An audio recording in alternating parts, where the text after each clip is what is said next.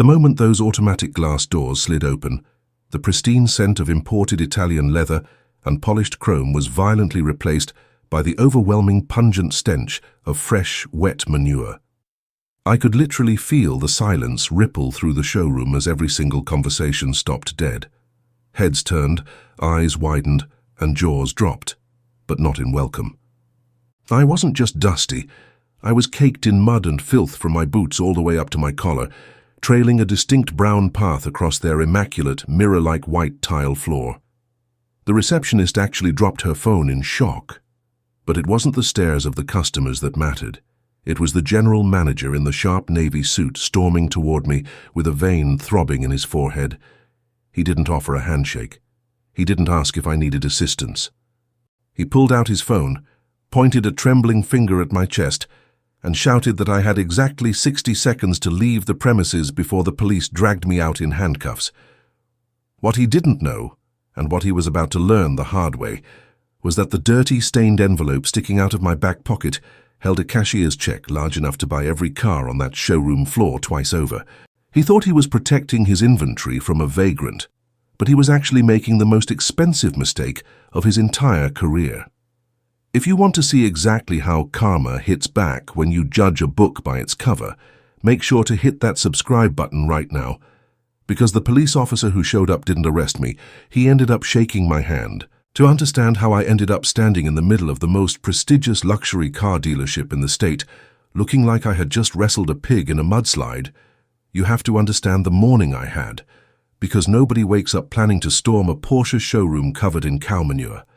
It started hours before the sun even thought about cresting the horizon, in the biting cold of a Tuesday morning that felt more like the dead of winter than early spring. I own a sprawling dairy farm about 40 miles outside the city limits, a piece of land that has been in my family for 3 generations. And while land makes you asset-rich, the dairy business is a brutal, unforgiving grind that makes you cash poor for years until one day, if you're lucky and smart, the scales finally tip. That Tuesday was supposed to be the day the scales didn't just tip. They were supposed to break under the weight of a massive payout I had been working toward for a decade, a specialized contract for organic milk distribution that had finally cleared escrow that very morning. I had the notification on my phone, a digital string of zeros that looked like a telephone number sitting in my bank account, representing years of missed holidays, 4 a.m. wake-up calls, and back-breaking labor. But the farm doesn't care about your bank balance, and it certainly doesn't care about your celebration plans. Just as I was finishing my coffee, staring at that beautiful balance on my screen, and picturing the lizard green Porsche 911 GT3 RS I had been building on the configurator website every night for the past 6 months, the radio crackled to life. It was my foreman, panicked, screaming that Bessie, our prize Holstein, had gone into labor early and was in serious trouble. I didn't think twice.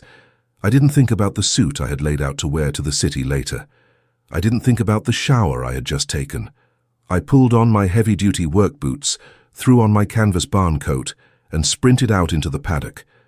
It had rained for 3 days straight, turning the earth into a thick, sucking soup of mud and muck, and by the time I got to the birthing barn, I was already splattered to the knees.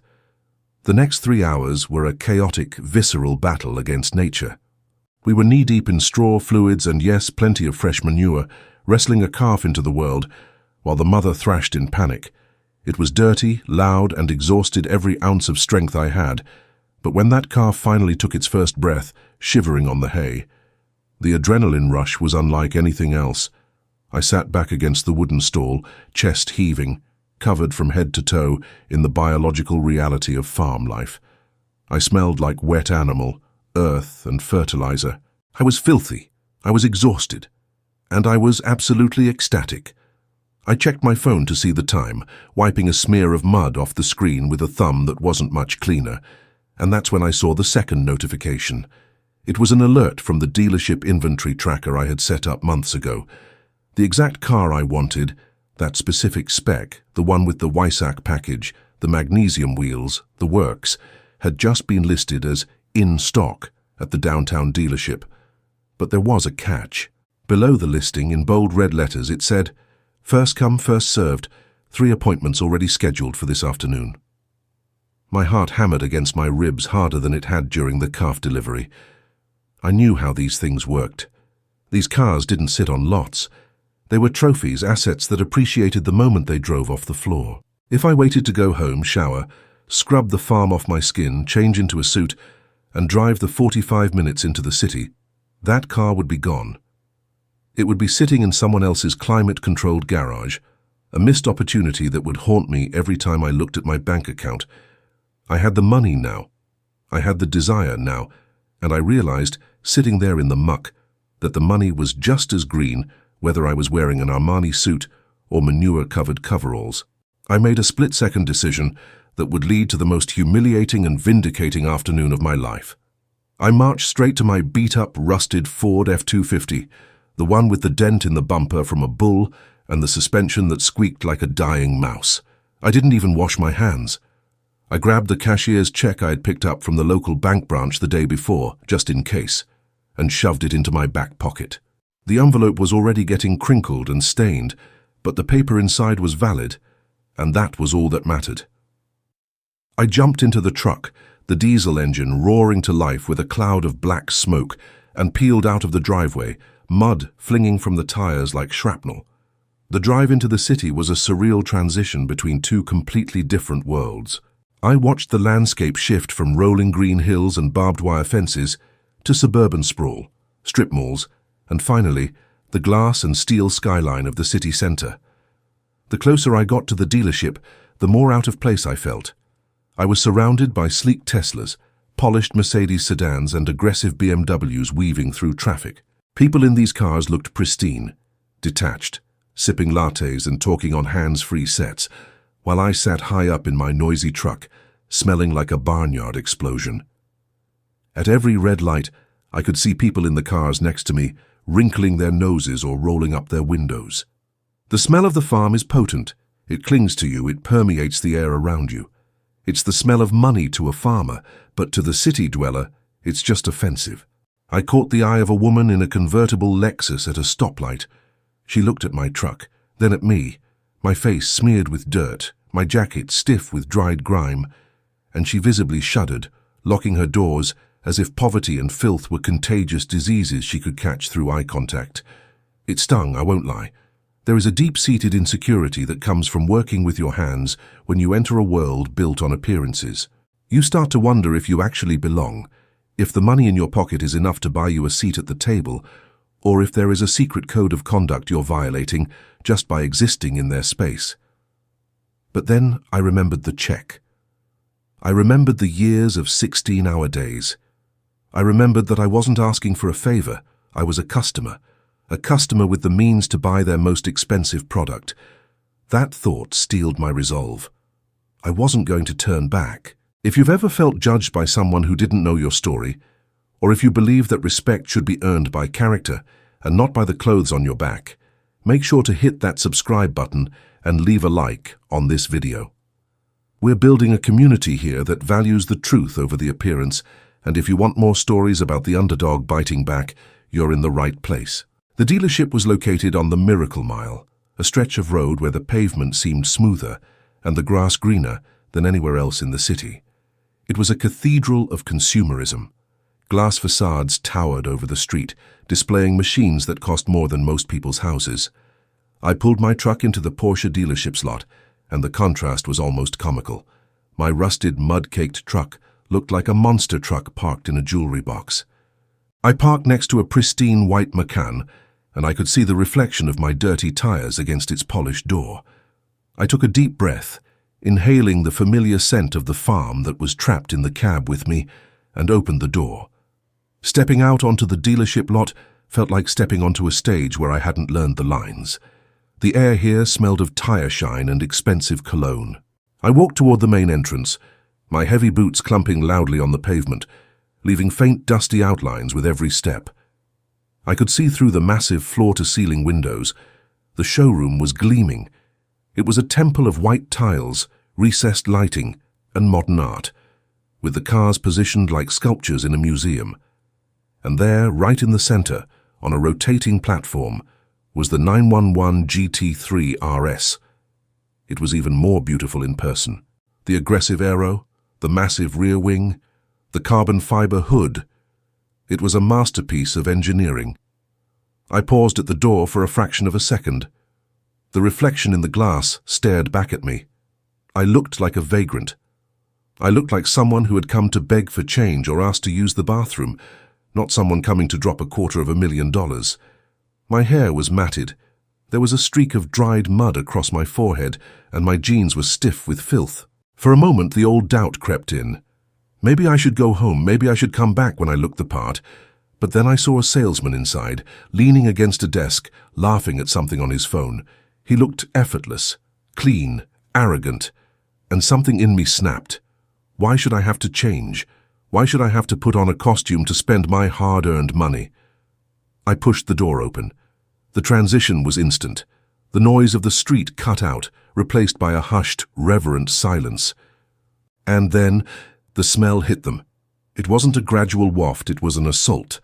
The automatic doors created a vacuum that sucked the scent of the manure right off my clothes and blasted it into the air-conditioned sanctuary of the showroom. I saw the receptionist's head snap up.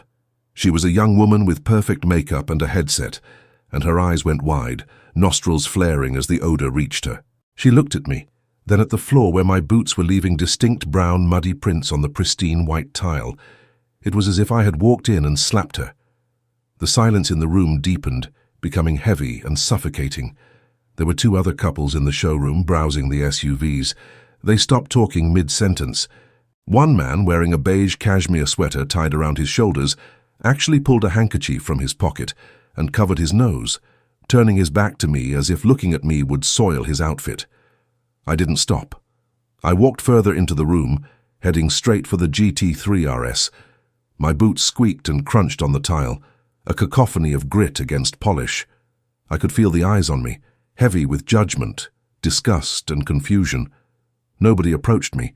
Usually in a place like this, a salesman is on you within 10 seconds offering espresso, water, or a brochure. But I was a pariah. I was a contamination.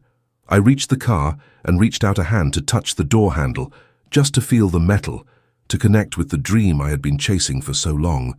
"Don't you touch that car!" The voice cracked through the showroom like a whip. It was sharp, loud, and dripping with disdain. I froze, my hand hovering inches from the lizard-green paint. I turned slowly to see who had spoken. Walking toward me from the back offices was a man who looked like he had been manufactured in a factory that built stereotypical villains.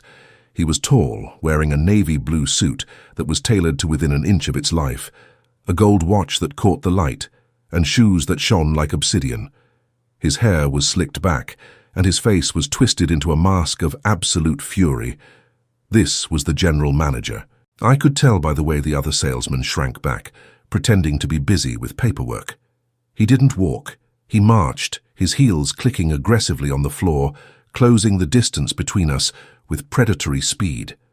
He stopped about 5 feet away from me, clearly unwilling to get any closer to the source of the smell. He looked me up and down, his eyes lingering on the mud on my boots, the stain on my jacket, and the dirt on my face.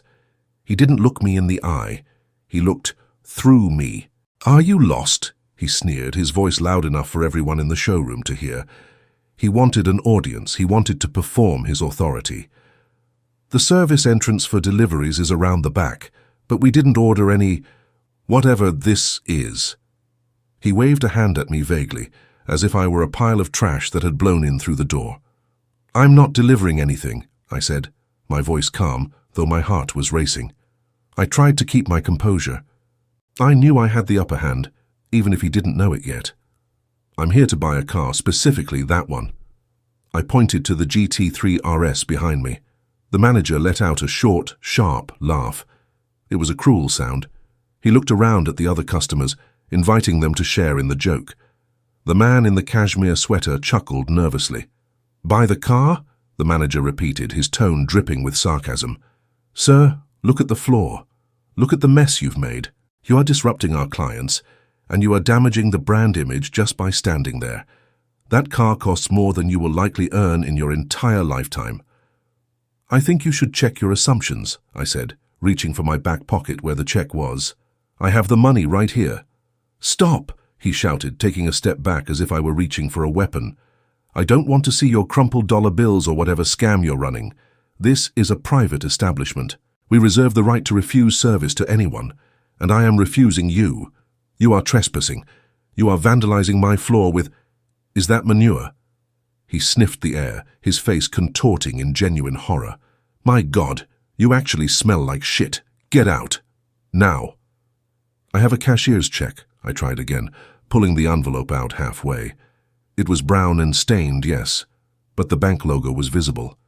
If you just look at it... I said, get out, he roared, losing his composure completely. A vein in his forehead began to throb. I am not going to ask you again. You are scaring the customers. You are ruining the atmosphere. I don't care if you have a lottery ticket in that pocket. I wouldn't sell you a valve stem, let alone a Porsche. You don't belong here. You belong in a barn. The insult hung in the air. It was direct, classist, and intended to hurt. He wasn't just rejecting my business. He was rejecting my humanity. He was telling me that no matter how hard I worked, no matter how much I earned, the dirt on my hands made me lesser than him.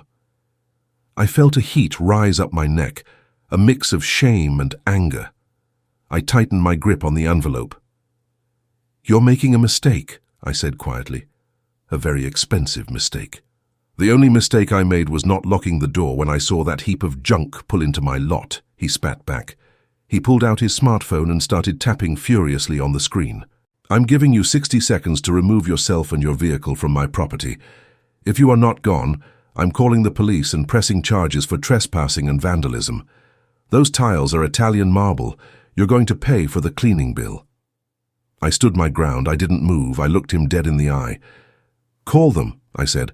I'm not leaving until I buy this car, or you physically remove me.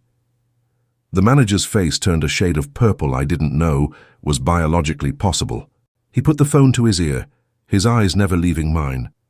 Fine, have it your way. Officer Miller is usually on patrol around the corner. He loves arresting vagrants. He spoke into the phone, his voice dropping to a false professional concern. Yes, dispatch. This is the general manager at the Porsche Center. I have an aggressive intruder in the showroom. He's refusing to leave. He's covered in filth and he's acting erratically. I feel threatened. Please send a unit immediately. He hung up the phone and crossed his arms, a smug smile creeping onto his face. He's 3 minutes away. You have 3 minutes to save yourself a night in a cell. I didn't move. I just leaned back against the rotating platform of the car I was about to buy, or at least the car I was trying to buy, and crossed my own arms. I didn't care about the police. I knew I hadn't broken any laws. Being dirty isn't a crime. Having money isn't a crime. But as I stood there, inhaling the mix of new car smell and cow manure, watching the manager tap his foot impatiently, I realized this was about to become much bigger than a simple transaction. The other customers were now openly filming with their phones. The receptionist was whispering frantically into her headset. The tension in the room was so thick you could cut it with a knife. I looked down at my boots. The mud was drying now, flaking off onto the shiny floor. I thought about the calf I had just delivered. I thought about the struggle of the morning. And then I looked at the manager's polished shoes. He thought he had all the power. He thought the uniform made the man. He was about to learn that in the real world, power doesn't come from a suit. It comes from what you can back up. And I had the ultimate backup in my back pocket. But as the distant siren of a police car began to wail, getting louder and closer, a small seed of doubt planted itself in my stomach. What if the police sided with him? What if the appearance really was everything? The siren grew louder. A piercing shriek that signaled the end of the standoff was approaching. The blue and red lights began to flash against the showroom windows, bouncing off the sleek curves of the Porsches. The manager smiled, a predatory, victorious grin. Game over, he whispered. But the game was just starting, because what the manager didn't know and what he couldn't possibly have guessed was that Officer Miller and I went way back, and the story of how we knew each other was about to turn his entire world upside down. The doors slid open again, and 2 uniformed officers stepped in, hands resting on their belts. The atmosphere shifted from tense to volatile. The manager stepped forward, pointing an accusing finger right at my face. "That's him, officers, that's the man." The lead officer looked at the manager, then turned his gaze slowly toward me. He squinted, trying to see past the mud and the grime on my face. The silence stretched out, agonizing and long. The manager was practically bouncing on his heels, waiting for the handcuffs to come out. He was ready for the show.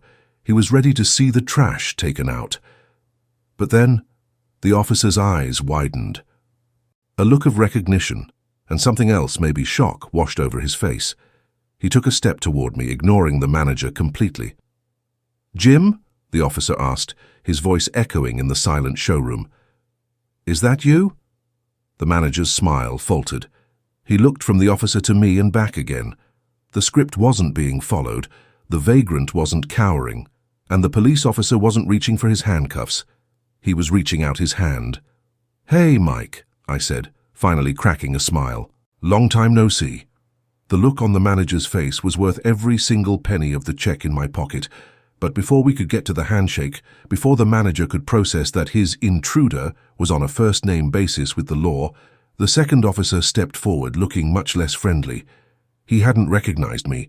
He saw a dirty man in a high-end store, and he saw a threat. "Step away from the vehicle, sir," the second officer commanded, his hand dropping to his taser. "Hands where I can see them." "Whoa, easy," Mike said, putting a hand on his partner's chest. But the tension ratcheted back up to 10. The manager saw an opening, a chance to regain control. "He's dangerous," the manager yelled. "He's clearly unstable. Look at him. He needs to be removed." The situation balanced on a knife edge. One officer knew me. One thought I was a threat. And the manager was pouring gasoline on the fire. I slowly pulled my hands out of my pockets, making sure the envelope was visible in my right hand. "I'm just here to buy a car, Mike," I said calmly. "But this gentleman seems to think my money is too dirty for his safe." Mike looked at the envelope. Then he looked at the manager. Then he looked at the mud on the floor. He started to laugh. It was a deep belly laugh that confused everyone in the room. "You called us because Jim here wants to buy a car?" Mike asked the manager, wiping a tear from his eye. "He's trespassing," the manager insisted, his face reddening again. "He's disturbing the peace." "Disturbing the peace?" Mike asked, his tone hardening. "Or disturbing your view?" This was the pivot point, the moment where the power dynamic shifted violently. But just as Mike was about to explain exactly who I was, the manager made one final, desperate move that would seal his fate. He reached out and snatched the envelope from my hand. "I'll take that as evidence of whatever scam this is," he shouted, tearing the envelope open. He wanted to expose me. He wanted to pull out a fake check, or a handful of coupons, or blank paper. He wanted to humiliate me once and for all. He ripped the paper out, unfolding it with a dramatic flourish. His eyes scanned the document. And then he stopped. He froze. The color drained from his face so fast he looked like he was about to faint. His mouth opened and closed like a fish out of water. He looked at the number. He looked at the bank seal. He looked at the signature. It wasn't just a check for the car. It was a check that I had prepared for a different investment originally, one that was significantly larger than the price of the GT3 RS. The manager was holding a piece of paper worth more than his entire yearly salary, times 10. "Is there a problem?" I asked, my voice cutting through the silence. The manager looked up at me, his hands trembling. The check shook in the air. The arrogance was gone, replaced by a dawn of terrifying realization. He had just tried to arrest a whale. He had just called the police on the biggest sale of the year. He stammered. This is real?" I finished for him. "Yeah, it is." But before he could apologize, before he could try to backpedal and offer me that espresso, the front door opened again. A man in a suit even sharper than the manager's walked in. He was older, with silver hair and an air of absolute authority. This was the owner of the dealership group. I recognized him from the billboards. He looked at the police cars outside, the mud on the floor, the terrified manager, and me. "What on earth is going on here?" the owner demanded, his voice booming. The manager looked like he wanted the floor to open up and swallow him whole. He was holding the check in one hand and pointing at the police with the other. He was caught in the middle of a disaster of his own making. "Sir," the manager squeaked, This man, I interrupted, stepping forward, was just about to take his business elsewhere. Unless you can explain why your general manager calls the police on paying customers. The owner looked at me, then at the check in the manager's hand. He snatched it from the manager's trembling fingers, looked at the amount, and his eyebrows shot up into his hairline. He looked at the mud on my boots, then looked me in the eye. He didn't see the dirt. He saw the customer. "I am so sorry," the owner said, extending a hand. "Please, tell me everything." And as I shook his hand, leaving a little bit of farm dust on his palm, I looked over at the manager. He was finished. But the story wasn't over. Because what happened next involved a test drive, a fired manager, and a surprising twist with Officer Mike that nobody saw coming. But to hear how the manager tried to lie his way out of it, and how the police officer ended up in the passenger seat of that GT3 RS, you'll have to stick around. This was just the warm-up. The real ride was about to begin. The silence that followed the owner's arrival was heavy, the kind of silence that usually precedes a natural disaster or a judge's final sentencing. The dealership owner, a man whose name I would soon learn was Mr. Sterling, held my manure-stained hand for a second longer than was strictly necessary, his grip firm and dry, completely ignoring the grime transferring onto his skin. It was a power move, but not against me. It was a demonstration to his staff that business was business, regardless of the packaging. He released my hand and turned slowly toward the general manager, who was now sweating so profusely that his meticulously gelled hair was beginning to lose its structural integrity. The check, that crumpled piece of paper that had been the catalyst for this entire chaotic symphony, was now in Mr. Sterling's hand.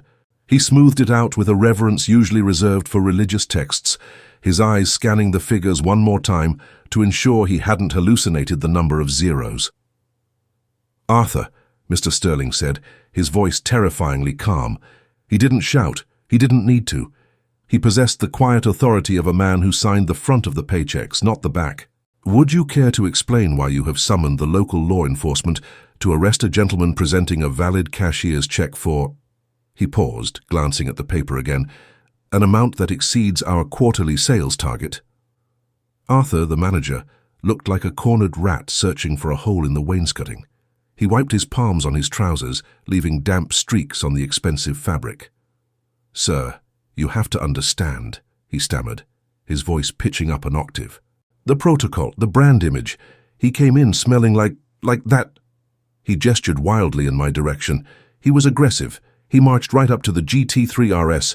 I thought he was going to vandalize it. I was protecting the asset. I was protecting the clientele. Mr. Sterling looked around the showroom. The clientele were glued to the scene, their phones recording every second.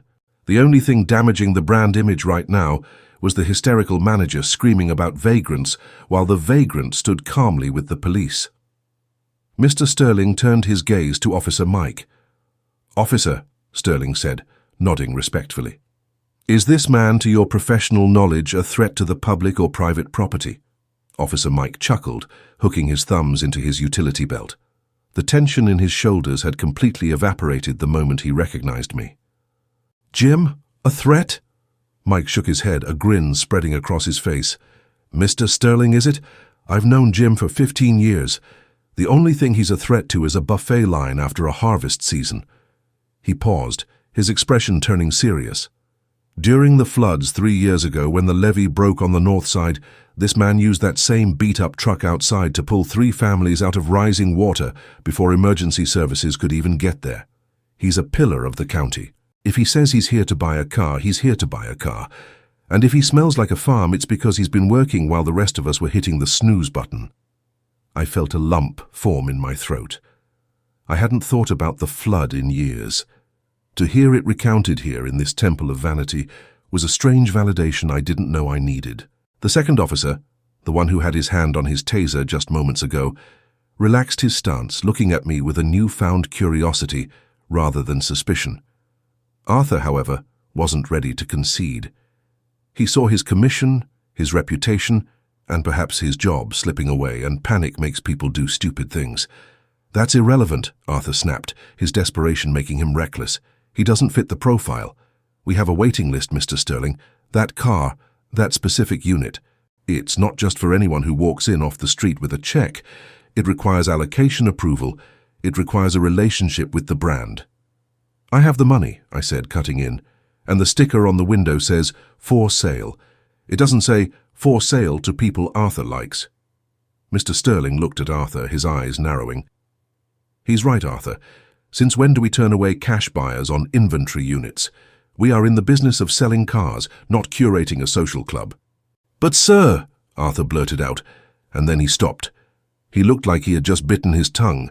His eyes darted to the side, toward the glass office in the back corner. It was a micro-expression, a tell so subtle that if you weren't looking for it, you would have missed it. But I saw it, and Mr. Sterling saw it too. But what, Arthur? Sterling asked, his voice dropping to a whisper that was louder than a scream.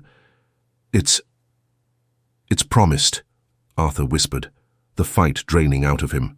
I told Mr. Henderson he could have the first right of refusal on it. He's coming in later this afternoon. The air in the room changed instantly. It shifted from a customer service dispute to something far darker. Mr. Henderson. I knew the name. Everyone in the county knew the name. He was a real estate developer notorious for greasing palms and bulldozing zoning laws. If Arthur was holding the car for Henderson, it wasn't out of loyalty to the dealership. It was because there was something in it for Arthur.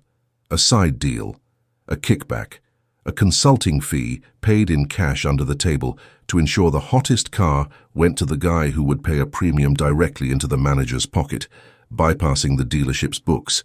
Mr. Sterling's face went stone cold. You placed a hold on a flagship unit without a deposit for a customer who has flaked on 3 previous orders? I thought, Arthur stammered. You didn't think, Sterling cut him off. You schemed. He turned his back on Arthur, effectively dismissing him from existence, and looked at me. The transformation in his demeanor was instant. He put on the charm, but this time it felt genuine, fueled by an apology and a desire to stick it to his insubordinate manager. Sir, I must apologize profusely for this entire debacle. My name is Robert Sterling. If you are still willing to do business with us after this shameful display, I would be honored to sell you this car personally, and I will ensure the commission goes to... He looked around and pointed at the young receptionist who was still watching with wide eyes. Sarah. Sarah will be handling your paperwork today. Sarah audibly gasped. The commission on a GT3 RS was enough to pay her rent for 6 months. Arthur looked like he was going to vomit. I'd appreciate that, I said, enjoying the look of absolute devastation on Arthur's face. But there is one problem. Name it, Sterling said. I am, as your manager so eloquently pointed out, covered in shit, I said bluntly, and I don't want to ruin your furniture. Sterling laughed, a genuine hearty sound. Nonsense. Furniture can be cleaned. Reputation is harder to scrub. Please come into my office. We'll put down some plastic if it makes you more comfortable, not me. He gestured toward the glass office Arthur had glanced at earlier. Officer Mike, would you care to join us for a coffee? I think we have some statements to sort out regarding this trespassing call. I wouldn't miss it for the world, Mike said, winking at me. As we walked toward the office, I passed Arthur. He was standing frozen, a statue of defeat. I didn't say anything to him. I didn't have to. The smell of manure as I walked by was insult enough. We entered the office, a space of chrome and black leather that looked like it belonged in a movie. Sterling was as good as his word. He grabbed a stack of protective plastic seat covers from a cabinet and laid them over the guest chairs himself. I sat down, the plastic crinkling beneath me, feeling the surreal nature of the situation wash over me. 10 minutes ago, I was being threatened with jail. Now I was being served espresso by the owner of the dealership, while a police officer sat next to me, eating a biscotti. But the story wasn't over. Not by a long shot. Because as we sat there, going over the preliminary details, I noticed something on the paperwork Sterling pulled up on his computer. He frowned, clicking his mouse repeatedly. That's odd, Sterling muttered. What is it? I asked, sipping the espresso. It was strong, hot, and infinitely better than the gas station coffee I usually drank. The system, Sterling said, his brow furrowing. It's showing the unit as sold, not reserved, sold. My heart skipped a beat. Sold to whom? Sterling turned the screen toward me. There in the digital log was a timestamp from 20 minutes ago, just before I had walked in. The buyer's name was listed as Henderson Holdings LLC. Arthur marked it as sold right before he came out to confront you, Sterling realized, his voice icy. He saw you pull up in the truck. He saw you coming to the door. He knew you were coming for the car. Maybe he saw you checking it online, or maybe he just panicked when he saw a customer heading for the specific unit he was saving. He punched the sale through in the system to block anyone else from buying it. But I have the check, I said. Henderson isn't here. Exactly, Sterling said. He falsified a transaction. He marked it as paid to lock the inventory. That's fraud. That's direct manipulation of company records. Officer Mike leaned forward, the biscotti forgotten. That sounds like something more than just a firing offense, Mr. Sterling. It is, Sterling said, his eyes hard. It's a criminal offense. Just then, the glass door to the office opened. Arthur stood there, trying to regain some semblance of composure. He didn't know we were looking at the screen. He didn't know we knew. Mr. Sterling, Arthur said, his voice trembling but trying to sound authoritative. I just got off the phone with Mr. Henderson. He's on his way. He's very excited about his new car. I think, given the confusion, it might be best if we ask this gentleman to come back another time, perhaps when we have more inventory. He was doubling down. He was trying to push me out before his house of cards collapsed. He was betting everything on Henderson arriving and bullying the situation into his favor. Sterling looked at Arthur with a mixture of pity and disgust. Arthur, come in. Close the door. Arthur stepped in, looking wary. He saw the screen turn toward us. He saw the look on Mike's face. You marked the car as sold, Sterling said simply. Arthur paled. I was processing the paperwork ahead of time to expedite the... You marked it as paid, Sterling corrected him. Where is the money, Arthur? The system says cash settlement. Do you have a suitcase full of cash from Mr. Henderson in your desk? Arthur opened his mouth, but no sound came out. He was trapped. I'll tell you what's going to happen, Sterling said, standing up. He was not a tall man, but in that moment he looked like a giant.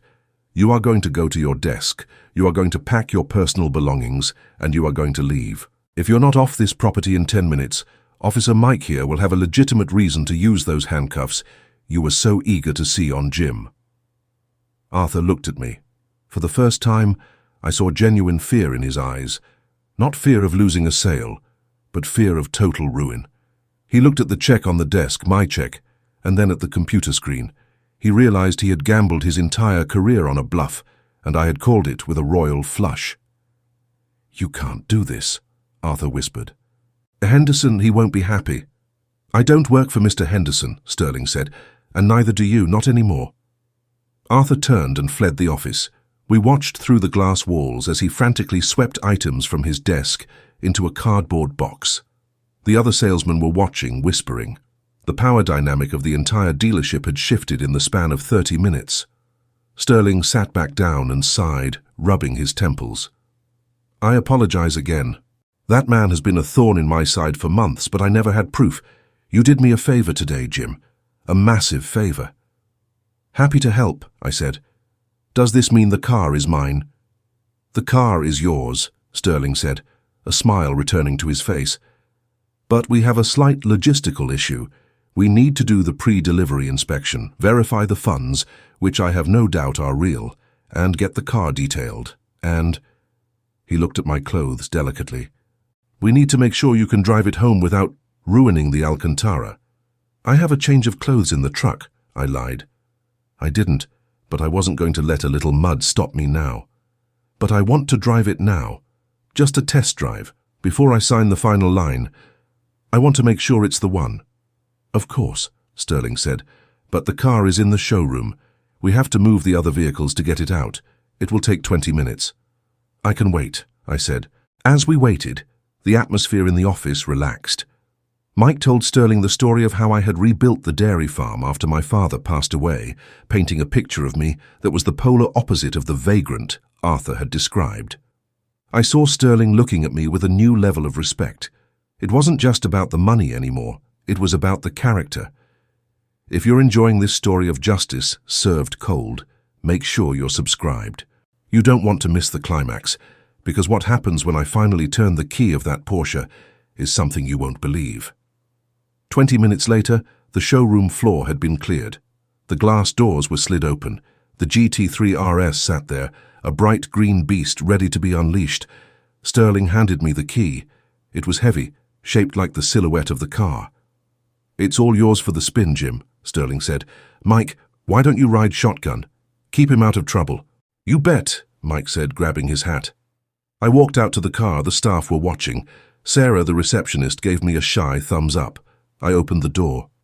The smell of the interior, leather, carbon fiber, and that distinct new Porsche scent hit me. It was intoxicating. I sat down on the plastic cover Sterling had installed. It wasn't perfect, but it worked. I inserted the key, on the left, of course, where Porsche puts it, and turned it. The engine barked to life. A raw mechanical snarl that echoed off the tile walls of the showroom. It was a sound that vibrated in your chest. It was the sound of victory. I blipped the throttle, and the revs climbed instantly, sharp and responsive. Arthur was walking out the front door with his box of stuff, just as the engine roared. He stopped and looked back. I locked eyes with him through the windshield, revved the engine one more time, a loud, defiant scream of 9,000 RPMs, and watched him flinch. He hurried to his car and drove off. Good riddance. I put the car in gear and slowly crept forward, the massive tires crunching over the tiles. I drove it right out the front doors, the suspension stiff and communicative. I pulled onto the street, the sunlight hitting the lizard-green paint and making it glow. Mike was laughing in the passenger seat, fiddling with the radio. "Man, this beats the squad car!" Mike yelled over the engine noise. We pulled out onto the main road. I pressed the gas pedal. The acceleration was violent, immediate. It pinned me back in the seat, the world blurring outside the windows. For a few seconds I forgot about the farm, the manure, the judgment. I was just a man and a machine, in perfect harmony. But as we looped back toward the dealership to finalize the paperwork, I saw a black SUV speeding toward the entrance. It was a Range Rover, tinted windows, aggressive stance. It swerved into the lot, blocking the entrance. A man stepped out. He was big, wearing a suit that cost more than my truck, and he looked furious. It was Henderson. He slammed his door shut and marched toward Mr. Sterling, who was standing outside waiting for us. Henderson was shouting, pointing at the spot where the GT3 RS used to be. He looked at me, pulling up in the car he thought was his. I stopped the Porsche a few feet away. The engine idled with a menacing thrum. Henderson turned to look at me. His face was a mask of rage. He didn't care about the police officer in the passenger seat. He didn't care about the owner. He walked right up to the driver's side window and banged his fist on the glass. "Get out of my car!" Henderson screamed, his spit hitting the window. "That is my car. Arthur promised it to me." I looked at Mike. Mike looked at me. "Should I handle this?" Mike asked, his hand resting on the door handle. "No," I said, unbuckling my seatbelt. "I think I need to handle this one." I opened the door. The smell of the farm was still clinging to me, but now mixed with the heat of the Porsche's engine and the smell of burning rubber, it felt different. It felt like armor. I stepped out to face Henderson. He was taller than me, broader, and used to getting his way. But he had never dealt with a dairy farmer who had just wrestled a cow and won against a corrupt manager. "You must be the guy who tried to buy a car with a bribe," I said, standing my ground. Henderson's eyes bulged. "I don't know who you think you are, you dirty piece of trash, but you are going to give me those keys or I am going to bury you." The threat hung in the air. Sterling stepped forward to intervene, but Henderson shoved him back. That was a mistake. Mike's door opened instantly, but before Mike could even step out, I saw something in Henderson's other hand. He was holding a set of keys, not Porsche keys, keys to the dealership's back gate. Arthur had given him access. This wasn't just a sale.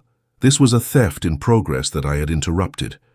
"You want the keys?" I asked, holding them up. "Come and get them." Henderson lunged, but what happened next wasn't a fight. It was a revelation.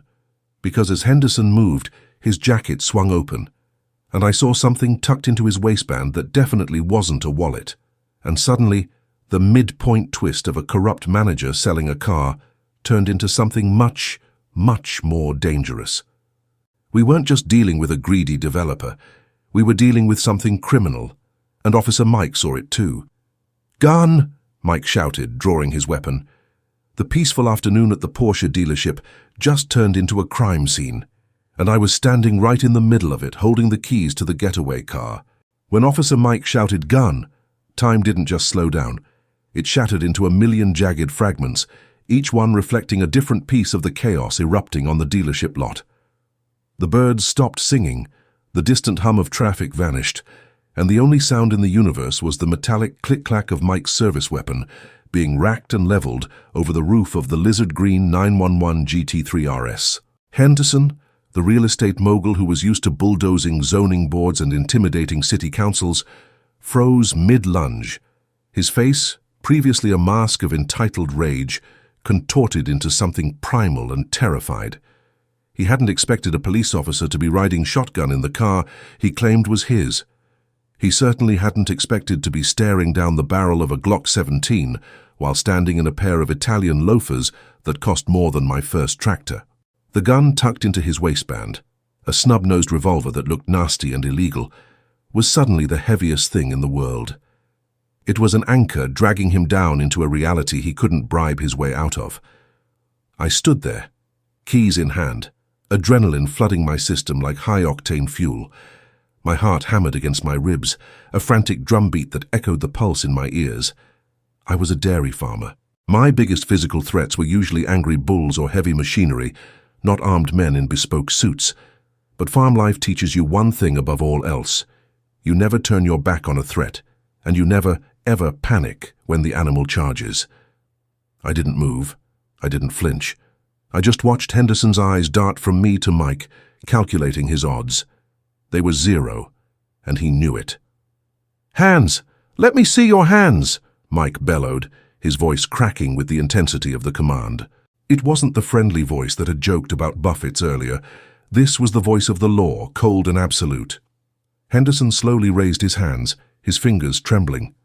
The keys to the back gate, the ones Arthur had slipped him, dropped from his left hand and hit the pavement with a chiming sound that seemed impossibly loud in the silence. It's not what you think," Henderson stammered, the bluster draining out of him like air from a punctured tire. "I have a permit." "There's for protection. I carry large sums of cash." "Don't reach for it," Mike shouted, stepping around the car, keeping his aim steady. "Turn around, slowly, face the truck." Mr. Sterling, the dealership owner, had backed away, his face pale.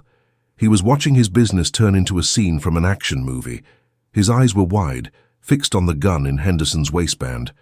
This wasn't just a breach of protocol. This was a catastrophe. If a shot was fired here, on his lot, amidst his inventory, the thought seemed to paralyze him. I took a step back, giving Mike space to work. Henderson turned slowly, placing his hands on the hood of my rusted Ford F-250. The irony was poetic. The man who had likely sneered at my truck when he pulled in was now being forced to lean against its mud-caked metal for support. Mike moved in, his movements precise and practiced.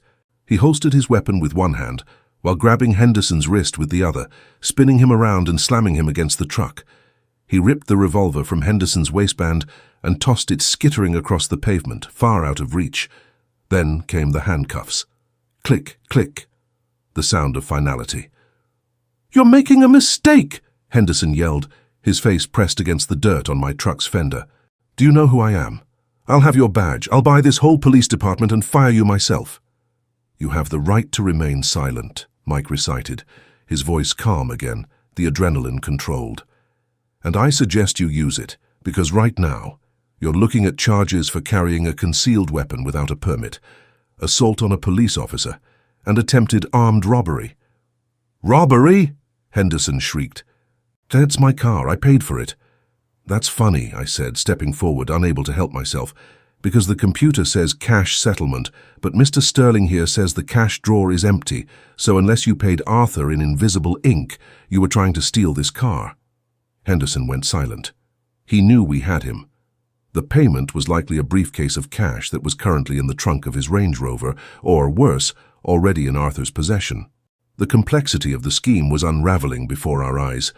Arthur hadn't just been holding the car, he had been facilitating a theft. He had marked the car as sold in the system to clear the inventory log, allowing Henderson to drive it off the lot with valid paperwork, while the actual money, the bribe, went straight into Arthur's pocket, bypassing the dealership entirely. It was embezzlement and grand larceny wrapped in a luxury package. Mike patted Henderson down, pulling a wallet and a thick envelope from his jacket pocket. He opened the envelope. It was stuffed with cash, thousands of dollars. "Is this the down payment?" Mike asked dryly. "Or is this Arthur's severance package?" Henderson didn't answer. He just glared at the ground, defeated.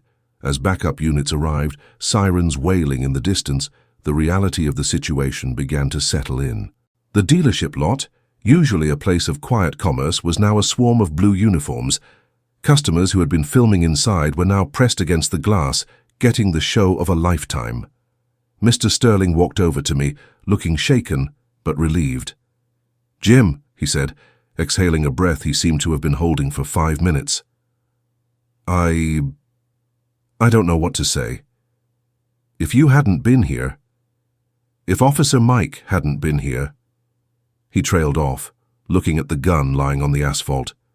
Arthur would have let him take the car, and if I had tried to stop him, well, "It's over now," I said, though my hands were still shaking slightly.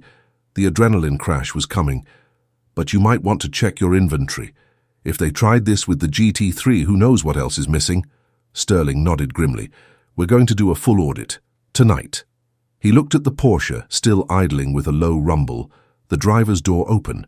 "You know, under the circumstances, I wouldn't blame you if you walked away. This isn't exactly the premium buying experience we promise." I looked at the car. It was beautiful. It was a machine built for speed, for precision, for the pure joy of driving. It was innocent in all of this. It was just metal and rubber caught in the greed of men. And despite everything, the mud, the insults, the gun, I still wanted it. Maybe even more now. It was a trophy, a survivor. "Walk away?" I smiled, wiping a smudge of dirt from my cheek. "Mr. Sterling, I just helped you catch a thief and save your inventory. I think the least you can do is sell me the car. Maybe throw in a free detail to get the farm smell out." Sterling laughed, the tension breaking. "Jim, the detail is on the house, and I'm knocking 10 grand off the sticker price for security services rendered." "Deal," I said, shaking his hand. But just as we thought the drama was over, Officer Mike walked over to us. He looked serious again. "We have a problem," Mike said. "What now?" Sterling asked, his shoulders slumping. "Henderson is talking," Mike said, lowering his voice. "He's trying to cut a deal. He says he's not the mastermind. He says Arthur isn't the mastermind either." "What do you mean?" I asked. "He says this goes higher," Mike said, glancing at the Range Rover. "He says there's a ring. They target high-end dealerships. They use inside men to mark cars as sold, then move them across state lines before the audit catches the missing funds. He claims he was just the buyer. But he says Arthur was taking orders from someone else. Someone who is going to be very unhappy that this car didn't leave the lot today." A chill ran down my spine. This wasn't just a corrupt manager and a greedy developer. This was organized crime. And I had just put a massive wrench in their gears. "Did he give a name?" Sterling asked, his face pale again. "No," Mike said. "He clammed up as soon as I asked. But here's the kicker. We checked Arthur's desk. It's empty, but we found a burner phone in the trash can outside. He must have tossed it when he ran. The last text message on it was sent 10 minutes ago." "What did it say?" I asked. Mike pulled out his notebook. It said, "Problem at the lot. Farmer involved. Abort. I'm running." "Farmer involved," I repeated. "That's me." "Yeah," Mike said grimly. "You're on their radar now, Jim." I looked at my beat-up truck. I looked at the shiny Porsche. I looked at the open fields of my farm in my mind's eye. I was used to fighting nature, not syndicates, but a strange calm settled over me. I had spent my whole life protecting what was mine, my land, my herd, my family.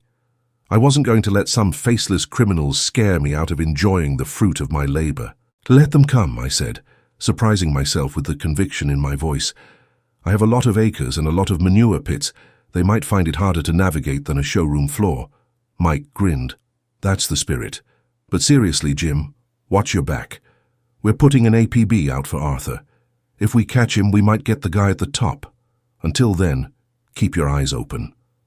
The police finished processing the scene. Henderson was shoved into the back of a squad car, screaming obscenities until the door slammed shut.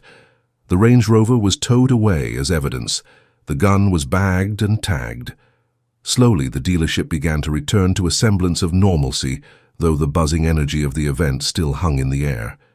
Sarah, the receptionist, walked up to me with a clipboard, looking like she had seen a ghost, but also looking at me with total awe. "Sir," she said, her voice trembling slightly, "Mr. Sterling said to prepare the paperwork for the sale?" "Yes, Sarah," I said gently. "Let's do it." We went back into the office.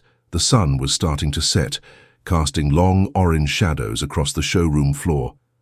The GT3 RS had been moved back inside, parked in the delivery bay this time. It looked eager, ready. The paperwork took an hour. I signed my name over and over again. James T. Miller. James T. Miller. Each signature felt like a victory lap. I handed over the check, the real one, the one Arthur had held but been too terrified to cash. Sterling took it and personally walked it to the safe. "It's official," Sterling said, handing me the keys again. "She's yours. We'll have the title mailed to you." "Thanks," I said, "for everything." "No," Sterling said, "thank you. You reminded me today that the suit doesn't make the man, and you saved me a hell of a lot of money." I walked out to the delivery bay. The car had been quick detailed. The mud I had tracked in was gone. The paint gleamed under the fluorescent lights. I opened the door and slid into the bucket seat. It fit me like a glove. I turned the key. The engine roared. It was a sound of freedom, but as I pulled out of the dealership lot, the sun dipping below the horizon, I noticed a car parked across the street. A dark sedan. The windows were tinted. It hadn't moved in the last hour. As I turned onto the main road, the sedan pulled out and started following me. My heart tightened. Problem at the lot. Farmer involved. I wasn't just driving a new car home, I was driving a target. The open loop of who Arthur was working for was still wide open. And whoever it was, they knew who I was. They knew I was the reason their deal went south. I gripped the Alcantara steering wheel. The farm was 40 miles away. 40 miles of dark, winding roads. 40 miles where anything could happen. I looked in the rearview mirror. The sedan was 3 car lengths back, matching my speed. I reached for my phone to call Mike, but then I hesitated. I was in a GT3 RS, a race car for the road. 518 horsepower, 0 to 60 in 3 seconds. The car behind me looked like a standard luxury sedan. Heavy, slow. A smile crept onto my face. I didn't need to call the police. I needed to drive. If you think this story ends with a handshake and a new car, you haven't been paying attention. Because the drive home wasn't a commute. It was a race for my life, and I was about to find out if a dairy farmer could drive a Porsche like a pro. I dropped a gear. The engine screamed to 7,000 RPM. The car lunged forward. In the rearview mirror, the sedan accelerated too. The chase was on. If you want to see how I used a lifetime of driving tractors on muddy back roads to outrun a hitman in a high-performance chase, you need to subscribe right now. Hit that like button if you're rooting for the farmer. Because part 4 is going to be fast, loud, and dangerous. I merged onto the highway, the traffic thinning out as I headed away from the city. The Porsche felt planted, secure. The steering was telepathic. I could feel every groove in the road. The sedan was struggling to keep up, its headlights bobbing in my mirror, but they weren't giving up, they were persistent. I decided to take the back way, the scenic route, the route I knew like the back of my hand. The route with the hairpin turns, the blind crests and the narrow bridges. The route where horsepower mattered less than bravery. I signaled right and took the exit ramp at a speed that would have flipped my truck. The Porsche just gripped and turned, defying physics. I saw the sedan swerve to make the exit, tires screeching. They were reckless, dangerous. We hit the county roads, no streetlights here, just the piercing beams of my LED headlights cutting through the darkness. The road was narrow, lined with trees and ditches. This was my turf. I pushed harder. The engine wailed. Third gear, fourth gear. The speedometer climbed. 80, 100, 120. The trees blurred into a tunnel of green and black. The sedan was falling back, but then, on the straights, it would close the gap. It had power, maybe modified. I saw the sign for Devil's Elbow, a notorious S-curve about 2 miles ahead. It was a trap for the uninitiated. The camber was wrong. If you hit it too fast, you flew off into the creek. I knew exactly how fast I could take it. I knew the line. I checked the mirror. The sedan was close, too close. They were trying to ram me. "All right," I whispered to the car. "Let's see what you've got." I didn't brake when a normal person would. I held the throttle. The corner rushed up to meet me. At the last second, I slammed on the carbon ceramic brakes. The seatbelt locked against my chest. The car decelerated so hard my eyes watered. I turned the wheel. The nose tucked in instantly. I clipped the apex, the tires singing but holding. I looked in the mirror. The sedan didn't brake, or they braked too late. I saw their headlights dip violently as the nose of their car dove. Then the lights went sideways. Then they spun. I watched in the rearview mirror as the sedan pirouetted off the road, crashing through the wooden guardrail and disappearing down the embankment into the darkness. A cloud of dust and debris exploded into the air. I didn't stop. I couldn't stop. I had to get home. I had to secure the farm. I drove the rest of the way with my heart in my throat, scanning every shadow. When I finally pulled into my gravel driveway, the familiar crunch of stones under tires was the most beautiful sound I'd ever heard. I parked the Porsche in the main barn, right next to the tractors. I covered it with a tarp. I walked into the house, locked the door, and loaded my shotgun. I sat in the dark, watching the driveway. My phone buzzed. It was a text from an unknown number. "You got lucky. This isn't over." I looked at the text, then I looked at the shotgun, then I looked at the check stub on the table, proof that I owned the car. "Come and get it," I whispered. But the story of who sent that text and the final showdown that happened on my farm 3 days later, that's the finale. That's the part where the manure really hits the fan. Stay tuned. You won't believe who steps out of the shadows next. The text message glowing on my phone screen, "You got lucky. This isn't over," cast an eerie blue light across the kitchen table, illuminating the barrel of the 12-gauge shotgun resting there. Outside, the farm was silent, but it was a heavy, pregnant silence, the kind that feels like the world is holding its breath before a scream. I didn't sleep that night. I sat in the dark, watching the long, winding driveway through the window, every rustle of the wind in the cornfield sounding like footsteps, every shadow looking like a man with a gun. The adrenaline from the chase had faded, replaced by a cold, hard resolve. I had bought a car, but I had seemingly purchased a war along with it. The Porsche 911 GT3 RS was sitting in the barn, hidden under a tarp next to a John Deere combine, a multi-million-dollar contrast that summed up my life perfectly in that moment. I was a man of the earth who had dared to reach for the stars, and now the sky was falling. The next 2 days were a blur of paranoia and preparation. I didn't drive the Porsche. I didn't even go into the barn to look at it. I went about my chores with the shotgun strapped to my back, checking the perimeter fences, reinforcing the locks on the gates. The cows sensed my tension. The herd was restless, lowing nervously, as if they knew a storm was coming. Officer Mike stopped by twice patrolling the road, but he couldn't stay 24/7.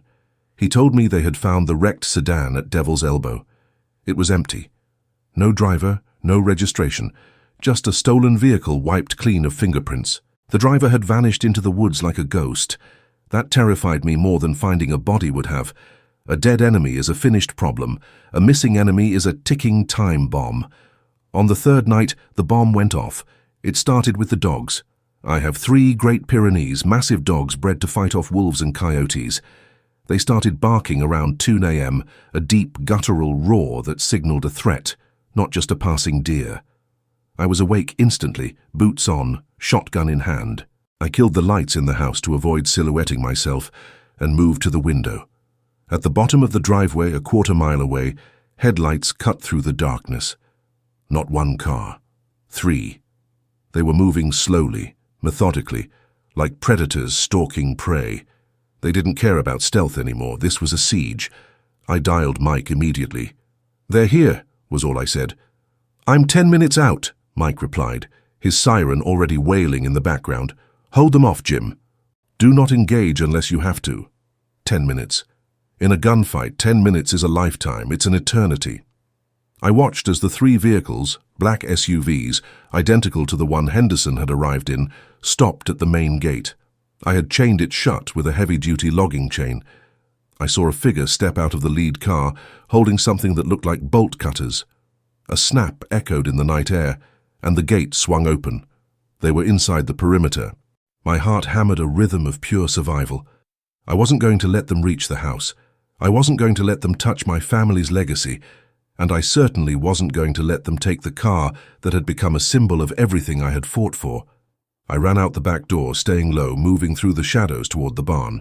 The barn was my fortress. It was solid oak and steel, filled with heavy machinery I could use as cover. I slipped inside, the smell of diesel and hay filling my lungs. I climbed up into the hayloft, a vantage point that gave me a clear view of the driveway and the barn doors. I racked the shotgun. Clack, clack. The SUVs rolled up the gravel drive, their tires crunching loudly. They fanned out, surrounding the house and the barn. Doors opened. Men spilled out. 6 of them. They were dressed in tactical gear, not suits. These weren't car salesmen or corrupt managers. These were professionals. Mercenaries hired to clean up a mess. "Check the house," a voice commanded. It was deep, authoritative.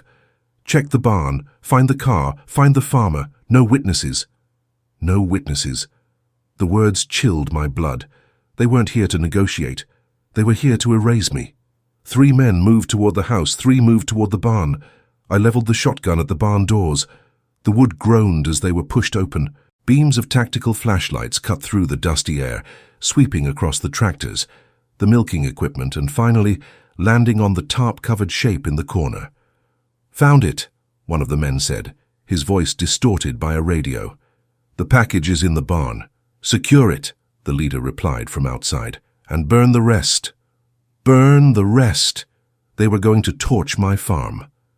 Something inside me snapped. This wasn't just about survival anymore. This was about rage.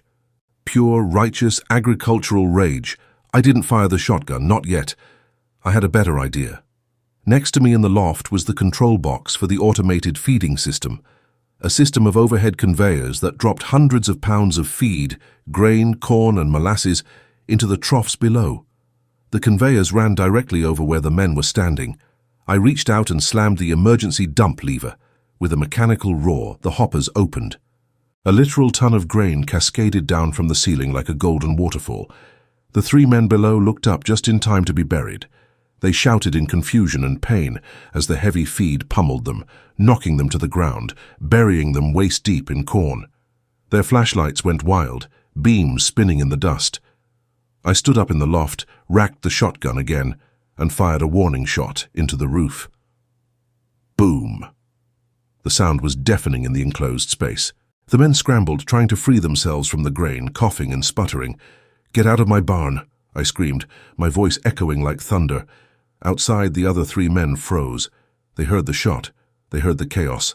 They didn't know what they were walking into. "Contact!" one shouted. "He's in the barn!" Bullets started tearing through the wooden walls of the barn. Splinters flew everywhere. I hit the deck, crawling behind a stack of hay bales. They were suppressing me, pinning me down while they advanced. I needed a distraction. I needed to change the odds. I looked at the Porsche. The tarp had been partially pulled off by one of the men before the grain hit him. The lizard-green paint seemed to glow in the darkness. The keys were in my pocket. I made a split-second decision, the kind of decision that either gets you a medal or a tombstone. I slid down the ladder, moving fast while the men outside were reloading. The 3 men inside were still struggling in the grain, blinded by the dust. I sprinted to the car, ripped the rest of the tarp off and jumped in. I locked the doors. I turned the key. The flat-six engine roared to life, a sound so loud and aggressive it drowned out the gunfire. The headlight snapped on, blinding the men in the grain pile. I didn't put it in reverse. I put it in first gear. The barn doors were open behind the men. The men outside were approaching the entrance. I revved the engine to 5,000 RPM and dumped the clutch. The car launched. The tires clawed at the concrete floor, smoking instantly. I aimed straight for the gap between the tractors, straight for the open doors. The men in the grain dove out of the way. I shot out of the barn like a missile, the engine screaming. The men outside were caught completely off guard. They expected a man with a shotgun, not a 3,000-pound sports car flying at them at 40 miles an hour. They dove left and right. I clipped one of the SUVs, tearing its door off with a sickening crunch of metal. But the Porsche held its line. I spun the wheel, drifting the car in the gravel, turning it around to face them. I wasn't running away. I was using the car as a weapon. I flicked the high beams on, blinding them. "Drop the guns," I yelled through the open window, revving the engine menacingly. For a second, it was a standoff. Me in the Porsche, engine snarling. Them in the driveway, weapons raised but blinded. And then the cavalry arrived. Blue lights flooded the driveway from the main road. Not just Mike's car. 4 cruisers, a SWAT van, a helicopter thrumming overhead, its spotlight turning night into day. Mike had called in the entire county. "Police! Drop your weapons! Get on the ground!" The amplified voice from the helicopter shook the ground. The mercenaries looked at the police, then at me, then at each other. They knew it was over. They dropped their rifles. They raised their hands. I sat in the Porsche, my hands gripping the steering wheel so hard my knuckles were white. I watched as the officers swarmed the property, handcuffing the men, securing the scene. I watched Mike run up to the car, his face pale with worry. "Jim!" he shouted. "Are you hit?" I turned off the engine. The silence that rushed back in was deafening. "I'm good, Mike," I said, my voice shaky. "I'm good." I stepped out of the car. My legs felt like jelly. I leaned against the lizard-green fender, looking at the carnage. My barn was shot up, my driveway was a crime scene, but my house was standing. My family was safe inside. I had sent them to the storm cellar hours ago. And the car had a scratch on the bumper where I clipped the SUV, but it was still standing. The next few hours were a blur of statements, evidence collection, and handshakes. It turned out the leader of the mercenaries was a man named Victor, a fixer for an international car theft ring. Arthur, the manager, had been caught at the airport trying to board a flight to Belize. He had sung like a canary to cut a deal. He gave up, Victor. He gave up the whole operation. The ring had been using dealerships across the state to launder stolen money and move cars. The GT3 RS was supposed to be the crown jewel of their latest shipment. When I bought it legitimately, I disrupted a multi-million-dollar transaction. Henderson was just a pawn, a middleman. Victor was the muscle, and I was the anomaly, the variable they hadn't accounted for, the farmer who fought back. As the sun began to rise over the cornfields, painting the sky in hues of pink and gold, the last police car finally pulled away. Mike stayed behind, leaning against his cruiser, drinking a cup of coffee I had brewed. "You know," Mike said, looking at the Porsche parked in front of the bullet-riddled barn, "that's a hell of a story, Jim. Nobody is going to believe it." "I have the holes in my barn to prove it," I said, taking a sip of my own coffee. "What are you going to do now?" Mike asked. "Sell the car? It's got a bit of a target on its back." I looked at the car. It was dirty again. Dust from the barn, mud from the drift, a scratch on the bumper. It looked used. It looked real. "Sell it?" I laughed. "Mike, this car just saved my life. It's part of the family now. Besides, I think it looks better with a little mud on it." Mike smiled and shook his head. "You're crazy, Jim, but you're a good man." He got in his car and drove off, leaving me alone with my farm and my prize. I walked over to the Porsche. I ran my hand over the scratch on the bumper, a battle scar. I opened the door and sat in the driver's seat. The smell of leather was faint now, mixed with the smell of gunpowder and diesel. It was a unique scent, the scent of survival. I thought about the manager, Arthur, and his sneering face. "You belong in a barn," he had said. He was right. I did belong in a barn, and so did this car, but not as a hidden treasure, as a working machine. I started the engine. I drove it slowly down the driveway to the mailbox to get the morning paper. I waved at my neighbor, Old Man Jenkins, who was driving his tractor down the road. He stared at the bright green race car, then at me, and his jaw dropped. I just smiled and waved. From that day on, I became a bit of a local legend. The Porsche farmer. I drove that GT3 RS everywhere. I drove it to the feed store. I drove it to the co-op meetings. I even drove it to church on Sundays, parking it right next to the preacher's Buick. I never washed the mud off completely. I kept a thin layer of dust on it as a badge of honor. It was a reminder that you don't have to change who you are to enjoy the finer things in life. You don't have to wear a suit to drive a supercar. And you certainly don't have to let anyone tell you where you belong. The dealership, under Mr. Sterling's renewed leadership, flourished. He fired the entire sales staff and hired people based on character, not appearance. He even put a photo of me and my muddy truck next to the GT3 RS on the wall of the showroom, with a plaque that read, "Never judge a book by its cover." And as for me, I'm still milking cows at 4 a.m. I'm still wearing my work boots. But now, when I finish my chores, I don't just sit on the porch. I grab a set of keys, fire up a flat-six engine, and carve up the back roads of my county, leaving a trail of dust and the sound of pure joy in my wake. Life is funny. Sometimes you go in looking for a car and you come out with a war story, a criminal record for the bad guys, and a newfound appreciation for the Second Amendment. But mostly, you come out with the knowledge that the only limits that exist are the ones you accept. I looked at the Porsche one last time as the sun fully crested the horizon, the lizard green paint sparkling like a jewel in the mud. It wasn't just a car anymore. It was a trophy of the day the underdog won, the day the Manure defeated the money. And that, my friends, is a story worth telling. If you enjoyed this wild ride from the Manure pit to the winner's circle, if you believe in standing your ground no matter who stands against you, and if you want to hear more stories about how the little guy takes on the giants and wins, then you need to do one thing right now. Click that subscribe button, turn on notifications, and smash that like button until it breaks. Because I have a lot more stories from this farm, and trust me, you don't want to miss what happens when the IRS tries to audit my tractor collection next week. I'm Jim, the Porsche farmer, signing off. Keep your boots dirty and your engines loud. See you in the next one.